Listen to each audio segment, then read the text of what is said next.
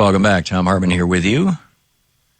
And Mark in Hampshire, Illinois, listening on the Tom Hartman app. Hey, Mark. How you doing? Hey, Tom. I'm good. How are you doing? Great. I just wanted to call in. Are you tired of people saying that the rich are job creators? Because people don't wake up in the morning to wonder, geez, what can I create that's going to, provide jobs? They sit there and they go, what can I make that will make me money? Right. A lot of times when a person in a garage creates something and they can keep up with the demand, they're not going to hire anybody. Even though they're making a lot of money, they're not going to provide a job as long as they can keep up with the demand. Right. When their demand goes over, then they think about hiring somebody. And then it's always, well, now I got to hire somebody. Maybe I'll just raise the price of my product and I'll make money off the labor. Yeah. The one agency, the one institution that can actually create jobs out of thin air just by saying, okay, we're going to create some jobs is government. This is what FDR did in the 30s. He said, okay, we're going to build roads. We're going to build bridges. We're going to replant forests. We're going to hire people. We're going to pay them with tax dollars. We're going to create jobs. But businesses don't do that. Businesses only hire people when there's demand for their products or services. Exactly. Yeah. Otherwise, the person would just keep making the product themselves as long as they can keep up with demand and hire nobody, and hey, they're making a good dollar. There you go. Excellent point, Mark. Thanks a lot for the call, and thanks for listening to the Tom Hartman app. David over at TomHartman.com in Miami, Florida. Hey, David, what's on your mind? Can you hear me? Hey, David. Hey. So, yeah, I'm sorry. Let me step off for a minute. That's quite all right. Trying to give a little... I understand people listen on speaker, and then they get kind of blindsided when I say, hey, you're on the air. Well, what's on your mind? Yeah, I was trying to catch you on what you were talking about earlier. About the kids on their own. Sure, go for it. I've called into your show before. I don't know if you had heard me, if you remember me. Thank you for calling back, David. Well, no, I try to listen to you every day. Thank you. But you're talking about, as far as kids having independence out there, yeah, I agree with you completely on that. But, of course, you got to understand parents' reactions. I mean, there are some dangers out there as well. Yeah, of course. I'm 6'4", 400-pound black man, okay? Or that's what people call me when they see me. Mm-hmm. And we know the dangers that are in society that are on there now. Yeah. Social conditioning, what can I say? But in my childhood, I basically grew up in the rural area, just like you and your friends. So you imagine what kind of reactions I got if I had to carry a BB gun down the street. Oh, yeah, that would not be good. Yeah, it really, to some extent, this conversation that I've initiated is really more a white privilege conversation, isn't it? Well, it is very much, but let me go a little further, Tom. We were the only ones of color there, the remote areas. We had woods around us. My father and I were hunters and shooters. Yeah. And just to give you the idea, we were sort of hillbilly type. If we saw some good game outside, we could shoot them straight out our window. Wow. That's where I grew up. Yeah. Okay. Yeah. So that's a different world when I have to walk out and go down the street. I don't have that same comfort and privilege. Yeah, you're right. You're right. You're absolutely right. So, yeah, I hadn't. This is the problem of white privilege, is that you don't consider people who don't have white privilege, and you're absolutely right, David. Thank you for that. Thanks for that reality check, and for the call. Great to hear from you. We'll be back.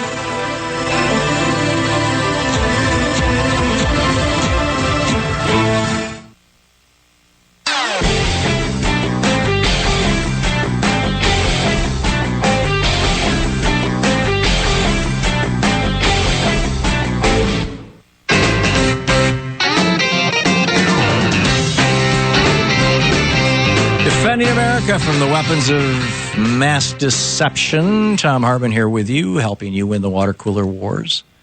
David just called and said something that was very thought-provoking to me. He talked about how he was growing up in a rural area as an African-American, and the only one in the area. It was a largely white area. And he got out a lot, but he said, can you imagine if I was running around with a gun? With a BB gun. And it suddenly hit me that at a certain level, this conversation that we've been having about helicopter parents and bubble wrap kids and all this kind of stuff is really a white privilege conversation. Because, you know, black kids out alone, the risk is not, the risk that white people worry about is some child molester is going to snatch their kid and rape and murder him like it happened with Adam Walsh. But for parents of color, it would be, my kid's going to be stopped by the police and shot like this little boy was in Cleveland a couple of weeks ago. Which is interesting. So, yeah, I just to toss it in there. Emily in Ithaca, New York. Hey, Emily, you wanted to talk about bubble wrap kids? Yeah, so I'm a mom. I have kids that are 4 and 6. Mm-hmm. And not for nothing, like at least within the past year or two, I remember incidences where people have gotten arrested for leaving their kids outside in the car when they went into a store. And not like babies who are forgotten in the car, but like a 6-year-old who was left in a car. You could see the child from the store. So there's that element as well, that like I fear being arrested if I leave my child, if my child is out of my sight. Isn't that mostly the fear that babies are in cars that heat up to the point where the babies...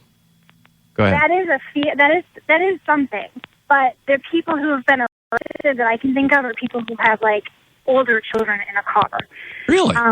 That's crazy. Yeah. And then the other thing is that, so like at least in my home where I live, Mm-hmm. our elementary schools were redistricted. So we can't walk to school. So there's one thing. Even though I live in a city where it's easy to walk or bike places, it's just too far because our elementary school is much too far for my 6-year-old to walk to. Yeah. And then finally, I think a lot of what happens with moms right now has to do with what I call the mommy wars. And it's all these moms who are on the internet basically throwing judgment each other's way for what they do. And you're just scared. Like, I'm afraid if I leave my 4 and 6-year-old outside to play in the backyard, that, like, the other moms on the street are going to judge me. Wow.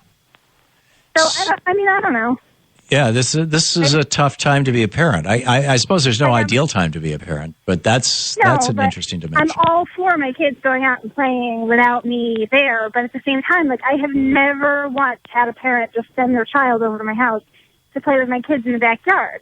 I mean, I remember doing that growing up. I was born in 1979, and we were all over the west side of Binghamton just, playing. Yeah. And that just doesn't happen anymore. Yeah. Yeah. When do you think this all began? I don't know. I mean, like what you were talking about, the Adam Walsh situation, right. That I have no recollection of that. I don't know. I mean, I'm 35, so my generation grew up playing outside and running around town. Free-range kids. Yeah. It's free-range kids, and now you see the term free-range kids. Like, this isn't the first time I've heard of it. This has been tossed around for a few years now, and I just really don't know. I really don't think it's a fear thing related to 9/11. Yeah. But that's just my opinion. Yeah. I think it's the internet. Yeah. Well, it may be. I mean, there are. I think actually, though, kids who stay home and don't go outside, but instead stay home and sit on the internet, they're more likely to encounter a predator than a kid who's walking around outside. Absolutely. And not to mention, that TV show To Catch a Predator? Yeah. That was a really big thing as well, and I don't know if that's still on, but parents may be seeing that, like... But in that show, type of thing. That show was mostly about getting old guys to hook up with 14, 15-year-old girls, or 12-year-olds. I mean, that was right. that was not 8-year-old, or maybe I only saw 2 episodes of it. I mean, I've only seen the show a couple times in my life, but wasn't that more young teens as opposed to older? Yeah. older kids. Yeah, I only saw it a couple of times also because it's not worth watching more than that. Well, you kind of get the idea after the first or second time, and then it's like, yeah. Right. So I don't know, but as a parent with young kids, I really want my kids to go outside and play. I want nothing more than that. Yeah. And it's almost not available. Wow. As crazy as that sounds. Well, do you discuss this with other moms in your neighborhood? Do you? Yeah, I actually haven't. So it's a good point. I should be discussing it with other moms in the neighborhood. Yeah. Because you may find that other moms of kids your age are thinking the same thing you are, and they're afraid you're going to judge them. Yeah, it's totally true. I'm kind of new to my neighborhood, so but it might be a good starting point. Yeah, it could be an icebreaker for conversation. Not making an assertion like, "Hey, I want my kids to go out, run around." But what do you think about this? This bubble wrap kid versus free range kid thing. Maybe we can change the world. There you go, or at least change your neighborhood. That's great. Emily, thanks so much for the call and Thank you. And for being a parent. It's one of the most important jobs there is, and for listening to KABQ.com. By the way, the book is titled "Free Range Kids: How to Raise Safe, Self-Resilient Children" by Lenore Skenazy, and the article about it is by Jane Brody in yesterday's New York Times. The headline is "Advice from America's Worst Mom." And of course, America's worst mom is in scare quotes. It's in quotation marks because clearly she's not, or maybe she is, according to Child and Protective Services. 28 minutes past the. You're listening to the Thom Hartmann Program. Call 202-536-2370. We'll be back with more of your thoughts on everything from global trade to the State of the Union to bubble wrap kids right after this.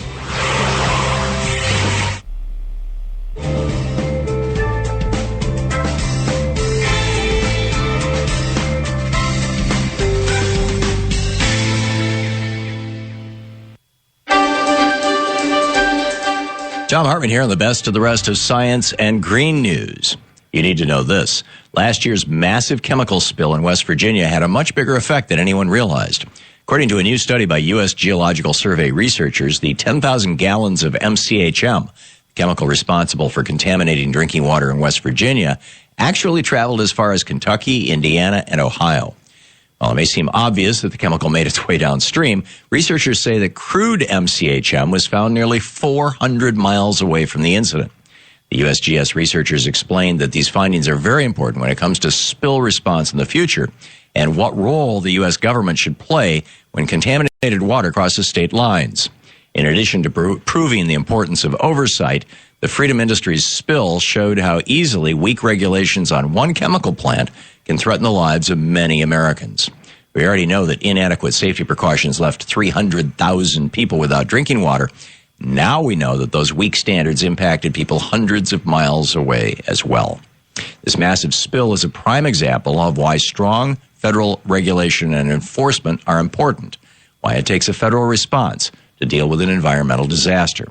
Chemical leaks don't stop contaminating waterways at state borders, just like oil spills don't stop having an environmental impact at the state line. That's why we have to come together as a nation to prevent these disasters, to deal with the ones that occur, and to hold the perpetrators accountable. No state can deal with these issues alone. Perhaps someone should remind Republicans about this before they do away with all of our vital environmental regulation. We've already heard about roads that can create solar energy, and thanks to a new discovery, someday we may see roads that clean up pollution. Scientists have found a new type of asphalt that can actually capture and store carbon, and amazingly, it's affordable. These findings were published recently in the journal Applied Materials and Interfaces, and they could provide a way to clean harmful carbon out of our atmosphere. The material was discovered by scientists trying to find ways to keep carbon dioxide from natural gas wells out of our environment. They discovered an asphalt powder that can absorb carbon molecules at room temperature and hold 114% of its own weight in carbon. In a news release about the findings, one of the researchers said, quote, "This provides an ultra-inexpensive route to a high-value material for the capture of carbon dioxide from natural gas streams," end quote. This purpose alone could go a long way towards protecting our environment. The implications for the future make it a much more important discovery. Building roads that fight global warming may sound like science fiction, But before we know it, they could be science fact. Despite many warnings about